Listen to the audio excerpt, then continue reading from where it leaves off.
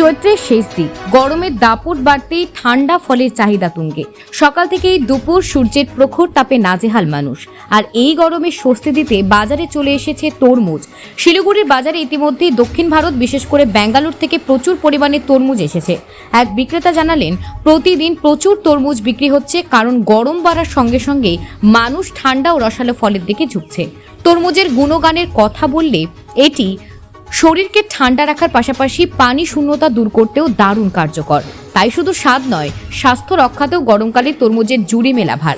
ব্যবসায়ীদের আশা, আগামী কয়েক সপ্তাহের মধ্যে আরও বেশি পরিমাণ তরমুজ বাজারে আসবে আর তার চাহিদাও থাকবে তুঙ্গে। Bureau report, news prime Times. বাজারে তো তরমুজ চলে এসছে, কি দাম আছে তরমুজের? 30 টাকা কিলো। কেমন বিক্রি হচ্ছে? টুকটাক হচ্ছে। এই তরমুজগুলো কোথা থেকে এসছে? ব্যাঙ্গালোর থেকে। আর এছাড়া আরও কোথা থেকে কি আসে? আসলে মাছ আমাদের বাড়ায় না এখন। এবছর কি তরমুজের দাম কম না বেশি?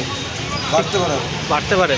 কেমন চাহিদা আছে বাজারে? আছে টুকটাক বিক্রি হচ্ছে 2 কুইন্টাল 3 কুইন্টাল থেকে। এখন গরম পড়লে সব বিক্রি হয়ে যাচ্ছে। গরম না পড়লে কিনে কটা করে বিক্রি হচ্ছে রোজ? 2 কুইন্টাল ডেলি।